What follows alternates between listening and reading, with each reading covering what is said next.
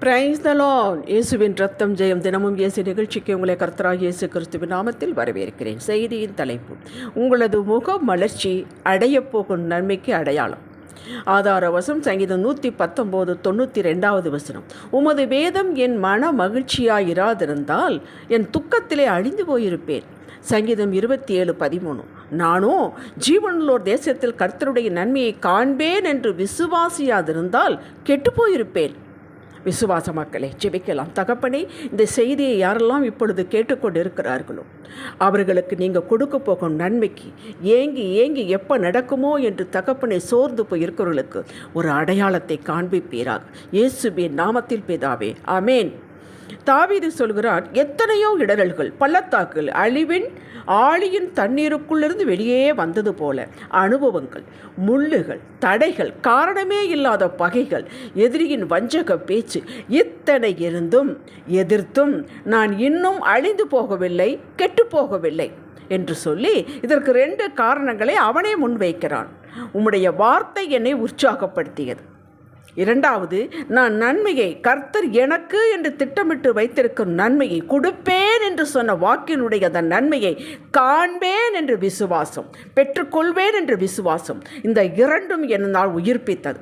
கர்த்தருடைய வார்த்தையை கேட்பதனால் தான் விசுவாசமே உண்டாகிறது, ஸ்திரப்படுகிறது. ரோமர் 10:17 ஆதலால் விசுவாசம் கேள்வியினாலே வரும், கேள்வி தேவனுடைய வசனத்தினால் வரும். சிலருக்கு விசுவாசம் பல பேருக்கு நடந்த சாட்சிகளினாலே வருகிறது. இவர்கள் சாட்சிகளையே தேடிக்கொண்டிருப்பார்கள். வேதத்தில் ஏராளமான சாட்சிகள் கொடுக்கப்பட்டிருக்கின்றன. சங்கீதம் 119:1-2 வாசியுங்கள். இவைகளை பார்ப்பதை பார்க்கிலும் அந்த சபைக்கு போனால் இப்படி நடக்கும், இந்த உபவாச கூட்டத்தில் கலந்து கொண்டால் இப்படி நடக்குமாம் சொல்கிறார்கள் என்று நுனிப்பில் மேய்கிறார்கள். ஒரு ரிஸ்க் எடுக்க இவர்கள் தயாராக இல்லை. சாட்சிகளை தேடிக்கொண்டிருப்பவர்களுக்கு உண்டான விசுவாசம், அதனால் கிடைத்த நம்பிக்கை, தங்களுக்கு அப்படி ஏதும் நடக்கவில்லை என்றால் அந்த விசுவாசம் ஊசிப்பட்ட பலூன் போலாகிவிடும். இது சரியான முறையல்ல. தேவனுடைய வார்த்தையை முறையாக கேட்க வேண்டும். சபையில் போதகர் இதற்கு வியாக்கியானம் கொடுக்கிறார். சபைக்கு முறையாக செல்ல வேண்டும். போனால்தானே கேட்க முடியும். விளக்குகிறார். இதை கேட்க வேண்டும், தியானிக்க வேண்டும். எடுத்தேன் கவிழ்த்தேன் என்று கர்த்தர் செய்வதில்லை. சுடுது மடியை பிடி என்று போடுவதும் இல்லை. தேவ வாக்குகளோடு இணைந்த பிரமாணங்களை கை கொள்ள வேண்டும். இப்படிப்பட்டவர்கள் ஆசீர்வாதங்களுக்கு ஏங்க வேண்டியதில்லை. ஆசீர்வாதங்கள் அவர்கள் அட்ரஸை தேடி கொண்டு வந்து சேரும். இயேசு சொன்னார், என்னிடத்தில் வந்து, சபைக்கு வந்து என் வார்த்தைகளை கேட்டு வேதத்தை முறையாக வாசித்து அவைகளின்படி செய்கிறவன், அவைகளின்படி நடக்கிறவன், பயந்து நடக்கிறவன், பிரமாணத்தை ஏற்றுக்கொண்டவன் யாருக்கு ஒப்பாயிருப்பான் என்றால், ஆழமாய் தோண்டி கற்பாறையின் மேல் அஸ்திவாரம் போட்டு வீடு கட்டுகிற மனுஷனுக்கு ஒப்பாயிருக்கிறான். பெரும் வெள்ளம் வந்து நீரோட்டம் அதன் மேல் மோதியும் அதை அசைக்கக்கூடாமற் போயிற்று. லூக்கா 7:47-48 அவன் எப்படி இருப்பான் என்பதை இந்த வசனம் ஆண்டவர் சொல்லுகிறார். இப்படித்தான் இருப்பான், என்மேல் விசுவாசம் வைத்து என்னுடைய பிரமாணங்களை ஏற்றுக்கொண்டு என்னுடைய நேரத்திற்கு காத்திருந்து அப்படி இருக்கிறவனை ஒன்று அசைக்க முடியாது என்று சொல்லுகிறார். அந்த கன்மலை கிறிஸ்துவே ஜீவனுள்ள தேவன். நம்முடைய வாழ்க்கை இயேசுவின் மேல் அஸ்திவாரம் போடப்பட்டிருக்க வேண்டும். பழைய ஏற்பாட்டில் தாவீதும் புதிய ஏற்பாட்டில் பவுலும் இவர்கள் இருவரும் இவர்களுக்கு நேரிட்ட இடரல்கள், கஷ்டங்கள் மத்தியிலும் அழியாமல் கெட்டுப்போகாமல் இருந்து வரலாற்றில் பதிவு செய்துவிட்டு போனதற்கு காரணம் அவர்கள் தங்களது வாழ்வை, ஊழியத்தை இயேசுவாகிய கன்மலையின் மேல் கட்டினார்கள். அவரையே நம்பினார்கள். அவருடைய கிருபைக்கே காத்திருந்தார்கள். தாங்களாகவே புது காரியங்களை கண்டுபிடித்து வழியை கண்டுபிடித்து போகவில்லை. அவர் வழி காத்திருந்தார்கள். அவர்கள் கட்டளைக்கு காத்திருந்தார்கள். அவர்கள் கிருபையின் மேல் சார்ந்திருந்தார்கள். இதுதான் வெற்றியின் அடையாளம். அவரது வார்த்தை அதை இறுக பிடித்து கொண்டார்கள். அந்த வாக்கு, அந்த நம்பிக்கை, அவர்கள் கொண்ட நம்பிக்கை அவர்களை வெட்கப்படுத்தவே இல்லை. எப்போது நமக்கு மகிழ்ச்சி வரும்? நாம் விரும்பினது கையில் கிடைக்கும் போது, காரியங்கள் வெற்றியாய் நடக்கும்போது மகிழ்ச்சி வருகிறது. இது சாதாரண மனிதனுடைய ரியாக்ஷன். நாம் தேவ ஆவியை பெற்ற, தேவ வார்த்தையை பெற்ற தேவ மனிதர்கள், தேவர்கள் என்று வேதம் சொல்கிறது. சங்கீதம் 82:6 ரோமர் 12:12 பவுல் அனுபவித்து தேவ ஆவியினால் உந்தப்பட்ட சொல்லப்பட்டு வெளிப்படுத்தப்பட்ட வாக்கியம், நம்பிக்கையிலே சந்தோஷமாயிருங்கள். நாம் பெற்றதினால் சந்தோஷமாயிருப்பதில்லை, அந்த வார்த்தையின் மேல் நம்பிக்கை வைத்ததனால் சந்தோஷமாயிருக்கிறோம். வருகிறதற்கு முன்பாக, காரியங்கள் நடப்பதற்கு முன்பாக, எல்லாம் கைகூடி வருவதற்கு முன்பாக நான் பெற்றுக்கொண்டேன் என்று விசுவாசித்து அந்த நம்பிக்கை மகிழ்ச்சியாக காட்ட வேண்டும். இதைத்தான் ஆண்டவர் எதிர்பார்க்கிறார். ஆம், எனக்கு கிடைக்கும், நான் வாழ்வேன், அதற்காகத்தான் இயேசு மரித்து உயிர்த்து எழுந்தார். ஆம், எனக்கு வாக்கு கொடுத்திருக்கிறார், அந்த வாக்கின்படி எனக்கு நடக்கும் என்று விசுவாசத்தினால் உண்டாகும் சந்தோஷம். இது ஒரு கிரியை, உங்கள் விசுவாசத்தை காட்டும் கிரியை. வாக்கை விசுவாசிக்கிறோம், மகிழ்ச்சி அடைகிறோம்.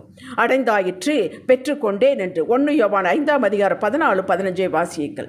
இந்த முக மலர்ச்சி ஒரு ஒப்பற்ற ஔஷதம், மருந்துங்க. இது நோய்களை எல்லாம் வராமல் தடுக்கும். முக மலர்ச்சி தான் பெரிய ஔஷதம் என்று வேதமே சொல்லுகிறது. விரும்பினது வந்து சேரும்.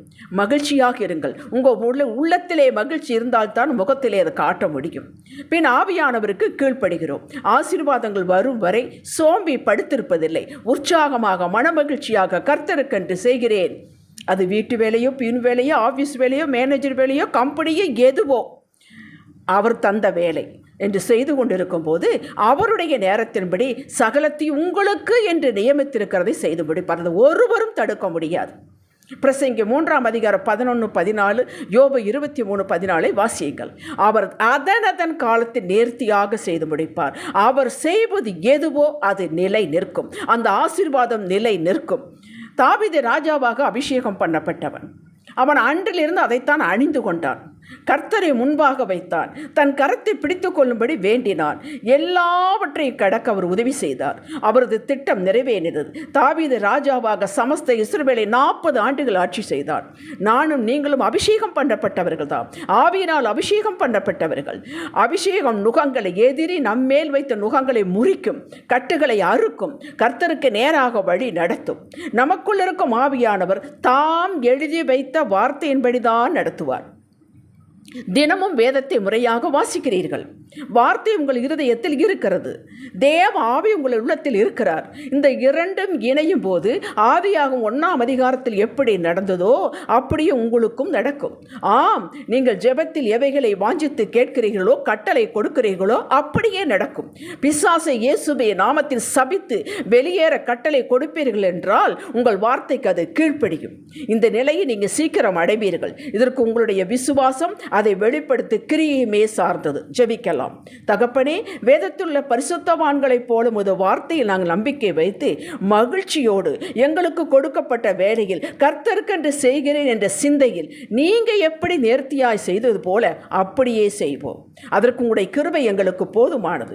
நீர் உமது கரத்தை எங்கள் மேல் வைத்துள்ளீர். அந்த வல்லமையின் வழக்கரம், நீதி செய்யும் வழக்கரம், பராக்கரம் செய்யும் வழக்கரம் எங்களுக்கு யாவையும் செய்து முடிக்கும் என்று நாங்கள் அறிக்கை செய்கிறோம். இயேசுவின் நாமத்தில் பிதாவே, ஆமென். ஹல்லேலூயா.